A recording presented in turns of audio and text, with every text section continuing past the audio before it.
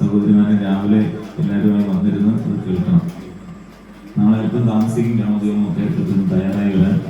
അതുകൊണ്ട് 6 മണിക്ക് ഉണ്ടാകും ഗ്രാമോദ്യമം. അല്ലാത്ത എല്ലാ ദിവസവും 5:30 ഗ്രാമോദ്യമം ഉണ്ടാകും. അതിനുശേഷം ശിവസഹസ്രനാമം കയ്യിലുള്ളവർ, അടുത്തുള്ള പുസ്തകം കയ്യിലുള്ളവർ, ശിവസഹസ്രനാമത്തിന് പുസ്തകമുണ്ട്. കാണാനറിയാൻ പറ്റുന്നല്ലേ? പുസ്തകമില്ല പിന്നെ കാണാനറിയാമെന്നില്ല. മഹാദേവൻ തൊട്ടടുത്തുണ്ട്. നമ്മൾ 3 വർഷമായി ശിവപുരാണം ആചരിക്കുകയും ചെയ്യുന്നു. എന്നിട്ട് നമ്മുടെ ഈ ശിവ സഹസ്രനാമത്തിന്റെ പുസ്തകത്തിലേക്ക് പിന്നെ എന്ത് ചെയ്യണം? കാണാതിരിക്കും. പിന്നെ വേണ്ടല്ലോ പുസ്തകം.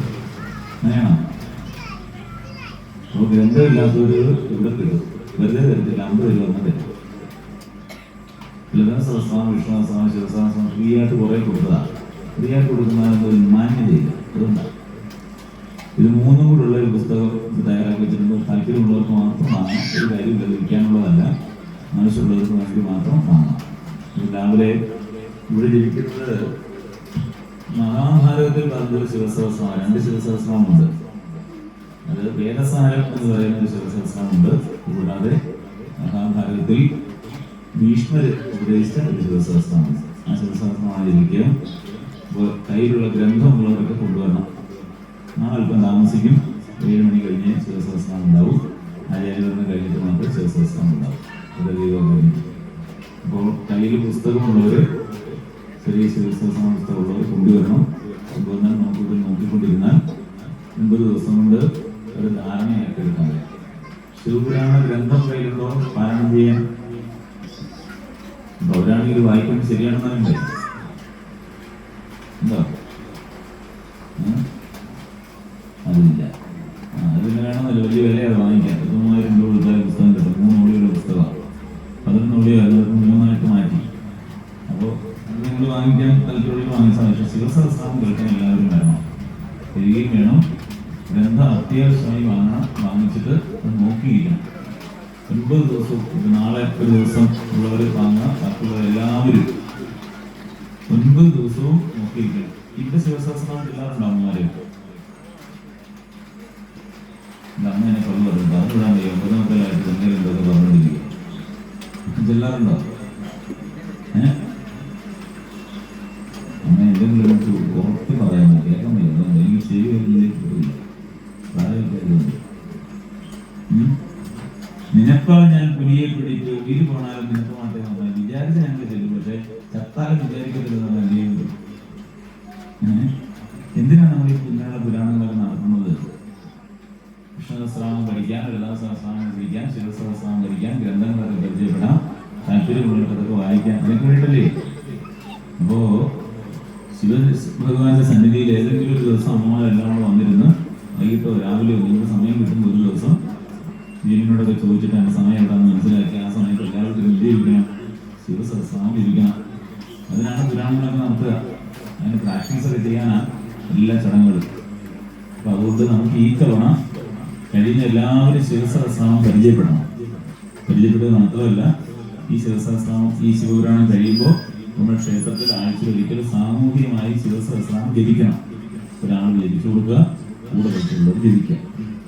അപ്പോൾ അതൊരു പ്രാക്ടീസാകും. നല്ല വലിയാണ് പുരാണം. മഹാഭാരതത്തിൽ പല ഗ്രന്ഥങ്ങളുണ്ട്. അതിൽ വിഷ്ണുസഹസ്രനാമമൊക്കെ അതിലുണ്ടായതാ, ഭഗവത്ഗീത അതിലുണ്ടായതാ, ഉദ്ധവഗീത അതിലുണ്ടായതാ. അങ്ങനെയുള്ള കുറേ പുരാണം, വിതുരനീതി അതിൽ നിന്നുണ്ടായതാ. മഹാഭാരതത്തിൽ ഒത്തിരി അനവധി ഗ്രന്ഥങ്ങളുള്ളത്. വളരെ പ്രധാനപ്പെട്ട ഒന്നാണ് ശിവസഹസ്രനാമം. നാളെ നമുക്ക് ജപിക്കാൻ സാധിക്കണം. പിന്നെ ഭാഗവതം, ശിവപുരാണം ഉള്ളവർ കൊണ്ടുവന്നാൽ നമുക്ക് നോക്കിയിരിക്കാം. കുറച്ച് സ്പീഡിൽ പോയാലേ തീരൂ. 24,000 ശ്ലോകങ്ങൾ, 7 സംഹിത, 24,000 ശ്ലോകങ്ങൾ മലയാളത്തിലേക്ക് തർജ്ജമ ചെയ്യപ്പെട്ടപ്പോൾ 11 ദിവസം കൊണ്ട് മാത്രമേ പാരായണം ചെയ്തെടുക്കാൻ സാധ്യമാകുള്ളൂ. ഒരു 9 ദിവസം കൊണ്ട് ചെയ്യുമ്പോൾ സ്പീഡിലൊക്കെ പോയാലേ പാരായണം ചെയ്യും. നോക്കിയിരിക്കാൻ സാധിക്കുന്നവർക്ക് വന്നിരുന്ന് നോക്കി ഇരിക്കാം. പിന്നെ കഴിഞ്ഞ തവണയൊക്കെ മഹായജ്ഞം നടത്തി നല്ല പരിചയമുള്ള അദ്ദേഹമാണ് ഇവിടെ പുരാണം നടത്തിയത്. അതുകൊണ്ട് തന്നെ നിങ്ങൾക്ക് അതിനെക്കുറിച്ച് ധാരണയൊക്കെ നന്നായിട്ടുണ്ടാകും. അതുകൊണ്ട് ഞാൻ പുതുതായിട്ട് അതിനെക്കുറിച്ച് പറയണമെന്നില്ല. എങ്കിൽ പോലും നമ്മൾ കഴിയുന്നവരും ഈ ഏകാദശ വ്രതം എന്നൊക്കെ പറയാം ശിവപുരാണത്തിന്. നമ്മളതുകൊണ്ട് പുരാണം ആരംഭിക്കുമ്പോൾ ഒരു ചരട് കിട്ടിക്കൊണ്ടുണ്ടായി 11 ദിവസം വ്രതമായിട്ട് ഏകാദശ വ്രതം. വ്രതമായി നിന്നുകൊണ്ട് പുരാണം കേട്ടാൽ ജന്മത്തിലെ എല്ലാ ദുഃഖദുരിതങ്ങളും മാറുമെന്നാണ് പുരാണത്തിന്റെ മാഹാത്മ്യത്തിൽ പറയുക. അപ്പൊ കഴിയുന്നവര് 9 ദിവസം വ്രതമായി നിന്നിട്ട് കേൾക്കുക. രാവിലെ ഓഫീസിലൊക്കെ പോകണം, ജോലിക്ക് പോകാൻ ഇരിക്കാൻ പറ്റില്ല, വീട്ടുകാര്യങ്ങളൊക്കെ നോക്കണം. വീട്ടുകാരും നോക്കാത്ത ഒരു ഗൃഹസ്ഥയും ഇത് കേൾക്കാൻ വരുന്നത് പുരാണം കേൾക്കാൻ വരുന്നത്. എൻ്റെ ഭർത്താവ് കഴിഞ്ഞ തവണ വരുന്നപ്പോൾ ചേട്ടൻ ഇതേപോലെ ഉയർച്ചയുള്ള സ്ഥലത്ത് ഞാൻ തലയിട്ട് ഇടയ്ക്കിടയ്ക്ക് വൈകിട്ട് വന്നു. ഒരു ദിവസം ഞാൻ വിളിച്ചു, എന്തായാലും പ്രശ്നം എന്നോട് പോലെ മൈക്ക് നോക്കുകയും എന്നെ വിളിക്കുന്നത് എന്തെങ്കിലും ചേച്ചി എഴുന്നേറ്റ് പാടി എന്നാണ് വിളിക്കുന്നത്. അപ്പോൾ എന്താ പ്രശ്നം എന്ന് വെച്ചാൽ എന്നോട് അദ്ദേഹം പറയുകയാണ്, ദൈവനി രാവിലെ അവൾ ഭാഗവും കഷ്ടത്തെത്തുമ്പോൾ ഞാൻ വീട്ടിൽ എനിക്ക് ആഹാരം ഉണ്ടാക്കി തരത്തില്ല, മക്കളെ നോക്കത്തില്ല, എൻ്റെ അമ്മയെ നോക്കത്തില്ല, അച്ഛനെ നോക്കത്തില്ല, വരുമ്പോൾ വീട്ടിലാരില്ല. അയാളെ കൃഷ്ണഭഗവാൻ എന്ത് ചെയ്യായിരിക്കും? അങ്ങനെയൊക്കെ വന്നാൽ എന്ത് ചെയ്യും? ഭഗവാൻ ഞാൻ ഭാഗം എടുത്ത് നമ്മൾ തായ്ക്കരിക്കും. അത് എന്ത് ചെയ്യണം? വീട്ടിലെ കാര്യങ്ങളൊക്കെ ഗൃഹസ്ഥരും ഗൃഹിണിയും നോക്കണം.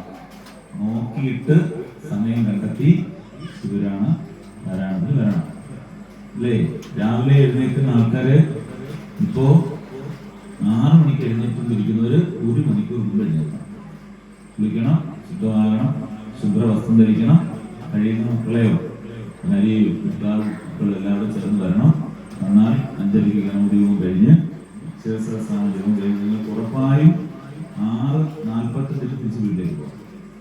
6 മണിക്ക് വരുന്നവർക്ക് 6:45 വീട്ടിലേക്ക് പോകാം. വീട്ടിൽ പോയി കാര്യങ്ങളൊക്കെ നോക്കി ഇത് കഴിഞ്ഞ് 10:10 കൂടി എത്തിയാൽ ശിവസഹസ്രനാമം പുരാണമൊക്കെ കേട്ട് ഭാഗവത്തിന്റെ കഥകളും കേട്ടിട്ട് ഊണൊക്കെ കഴിച്ച് തിരിച്ചു പോകാം. വീട്ടിൽ പോയി അത്യാവശ്യം കാര്യങ്ങളൊക്കെ നോക്കി വീട്ടിലെ കാര്യങ്ങളൊക്കെ വിളക്കിനൊക്കെ ഒരുക്കി വെച്ചിട്ട് 5:45 കൂടി എത്തിയാൽ ലളിതാ സഹസ്രനാമം ദീപാരാധനകളുണ്ട്.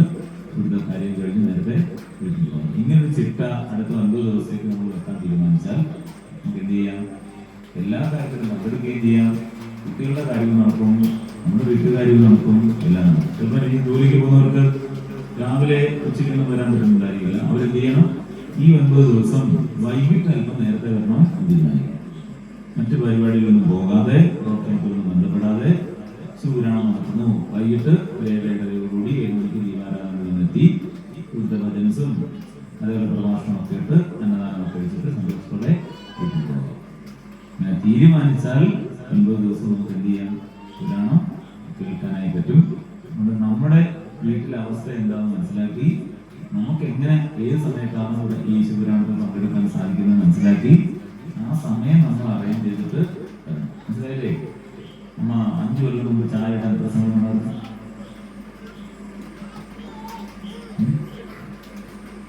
എത്ര സമയം ഉണ്ടായിരുന്നു? കണ്ണാടിയിരുന്നു എല്ലാം കണ്ണാടിക്കാരാണ്. എത്ര സമയം ഉണ്ടായിരുന്നു? 20 മിനിറ്റ് ഉണ്ടായിരുന്നു അല്ലേ? വെള്ളമൊക്കെ എടുത്തിട്ട് വന്ന് ഇടണമെങ്കിൽ എത്ര സമയം മതി സഹോദരി? ഇവിടെ എൻ്റെ വീട്ടില് ചീനി ശബ്ദം ചെയ്യുന്ന സാധനമുണ്ട്. അതുകൊണ്ട് ബാക്കി എത്ര മിനിറ്റ് ഉണ്ട്? 20ൻ്റെ 5 പോയാൽ 15 മിനിറ്റ്. ചോറ് വെക്കാൻ എത്ര സമയം കാണാനും 2 മണിക്കൂർ മിനിമം ആണ്. ഇപ്പൊ എങ്ങനെ ചെയ്യുന്നത്?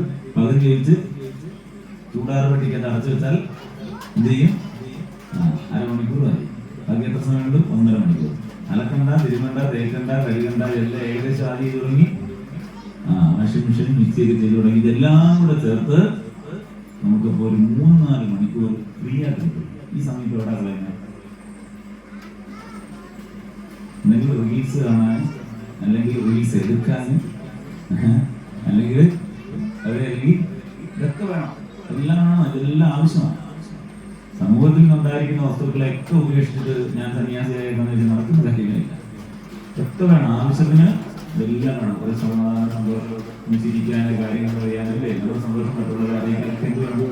വിവരസാങ്കേതിക വിദ്യയും ഒക്കെ വേണ്ടതാണ്. പക്ഷേ ഈ 9 ദിവസത്തേക്ക് നിങ്ങൾ ഈ ഫ്രീ ആയിട്ട് പറയുന്ന സമയം ഇവിടെ ഉപയോഗിക്കണം. നിങ്ങൾ വേറെ ഒന്നും ചെയ്യണ്ട. ഇപ്പൊ നിങ്ങൾ ഫ്രീ ആയിട്ട് മറ്റുള്ള കാര്യങ്ങൾ ഉപയോഗിക്കുന്ന സമയം ഉപയോഗിച്ചാൽ മതി. പുണ്യശാലയിൽ അടുത്ത 9 ദിവസം